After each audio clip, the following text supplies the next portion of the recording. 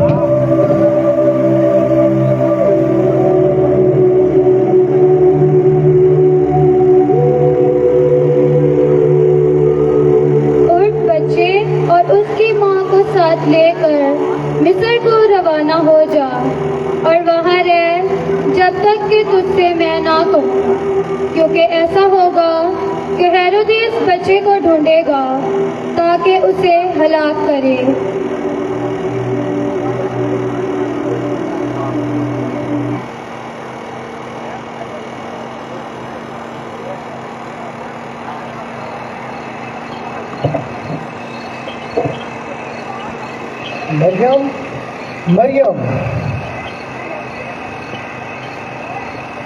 क्या हुआ यूसुफ? मुझे खुदावंद की तरफ से पैगाम मिला है कि हमें जल्द से जल्द मिस्र की तरफ हिजरत करनी होगी। हिजरत करनी होगी? पर क्यों? क्योंकि हेरोदीस ने छोटे बच्चों को कत्ल करने का हुक्म दिया है। फिर तो हमें अभी रवाना होना होगा। चलो मरियम, जल्दी करो। तब वो उठकर रात ही बच्चे और उसकी माँ को साथ लेकर मिस्र को रवाना हो गया और हेरोदीस के मरने तक वहीं रहा, ताकि जो खुदावंद ने नबी की मार्फत कहा था पूरा हो कि मैंने अपने बेटे को मिस्र से बुलाया।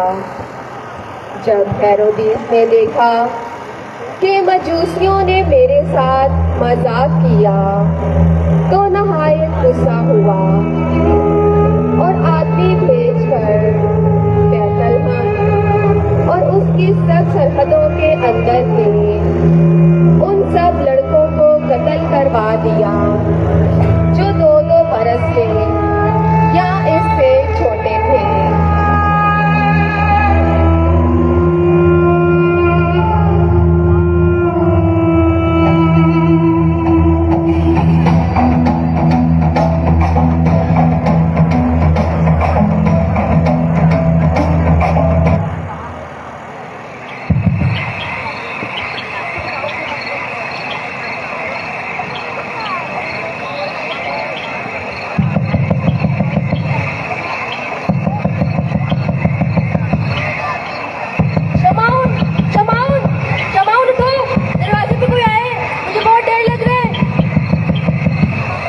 चलो मैं तुम्हें बात में देखता हूँ कौन है।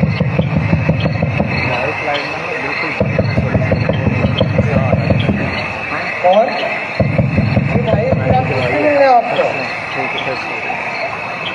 पीछे हटो तुम, बच्चे कहाँ हैं तुम्हारे, कत्ल कर दो इनको। बादशाह की तरफ से फरमान जारी हुआ है कि 2 साल के बच्चों का कत्ल कर दो।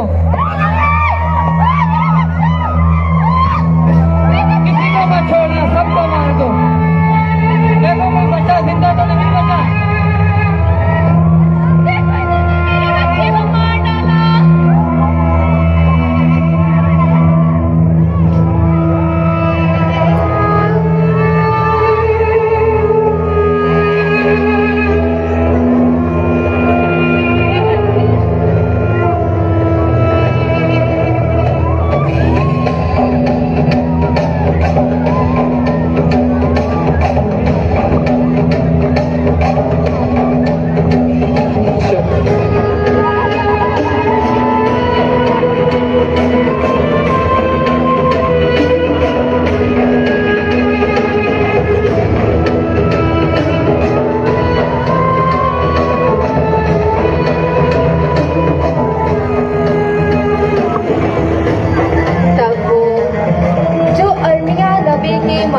कहा गया था पूरा हो कि रामा में नोहा और तल्खसारी की एक आवाज सुनी गई।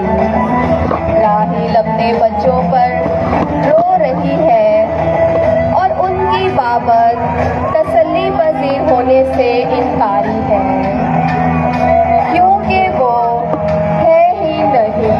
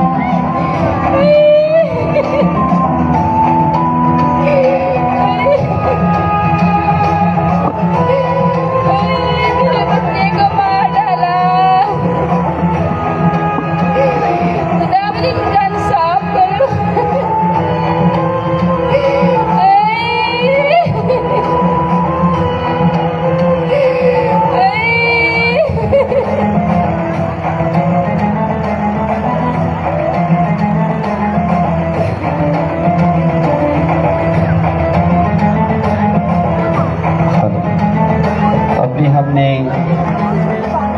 इस बात को देखा है कि किस तरह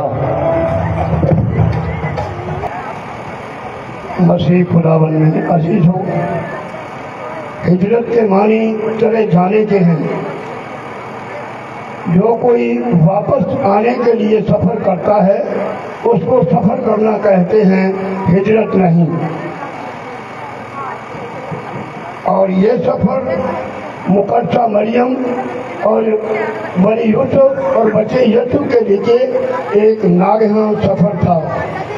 हमारे पंजाबी में लोग दुआ करते हैं कि खुदावन कोई नागहानी आफत जो है वो किसी पर ना आए, मगर ये सफर जो है ये किसी नागहानी आफत से कम ना था। और इसका जिक्र कलाम पाक में मुक़द्दस मत्ती की अंजील 2 बाब की 13वीं आयत में है। मजूसी जैसे ही रवाना हो जाते हैं तो फरिश्ता बनी यूसुफ के पास आता है और उसे हुक्म देता है, तो उसके हुक्म के साथ ही ये पाक खानदान चल देता है। हालांकि वो इस सफर के लिए तैयार नहीं है, जैसा मैंने पहले कहा कि ये उनके लिए नागहां था। और फिर अजीज मोमिन, इस सफर में बच्चे की जान का खतरा और फिर सफर की का खौफ, डर, तन्हाई, ये उनके इस दुख को और ज्यादा कर देता है। और साथ ही साथ आप जरा महसूस करें, जब एक जगह से दूसरी जगह जाना है अजनबी लोगों के पास, और फिर रास्ते का खतरा एक अलग बात है, मगर फिरौन के लश्कर और सिपाहियों का खतरा सबसे ज्यादा है, क्योंकि बच्चे यीशु की जान को उनसे शरीर खतरा था। तो जरा ख्याल करो, महसूस करें कि कैसी कुदरत, बेयकीनी और दर्द के साथ उन्होंने सफर को शुरू किया और जल्द अज जल्द तय करने की कोशिश में थे ताकि बच्चे यीशु की जान बच जाए। ये सफर और खतर था, क्योंकि जंगल से जाना अंधेरे तन्हाई का रास्ता था, मगर हेरोदिस के सिपाहियों का खौफ इस दुख और अफसोस के साथ मुकद्दसा मरियम के दुख में और ज्यादा इजाफा करता है। और फिर साथ ही साथ अजीजों अपने खानदान, अपने इलाके, अपने मोहल्ले, रिश्तेदारों और सहेलियों को छोड़ना मुकद्दसा मरियम के लिए कितना मुश्किल था। और जबान भी वहाँ पर और थी, यानी किसी से बात करना भी वहाँ पर आसान नहीं था। जबकि अजनबी इलाके में लोगों के दरमियान जा रहे थे, तो अंदाजा करें जब हम पर ऐसा वाक़या पेश आए तो हम पर क्या गुजरती है। और अगर हम यहाँ पर थोड़ी देर के लिए गौर करें, जब अपनी बेटी या बहन की शादी करते हैं तो अजीजों, वालिदैन की बहुत सारी दुआएं, बहुत सारी मिन्नतें होती हैं कि खुदाबंद हमारी बेटी बाहया बा ईमान रुखसत हो जाए। मगर जब वो वक्त आता है तो एक धोनी और जनाजे में कोई फर्क नहीं रहता, सिर्फ इसलिए कि वो एक जुदाई है।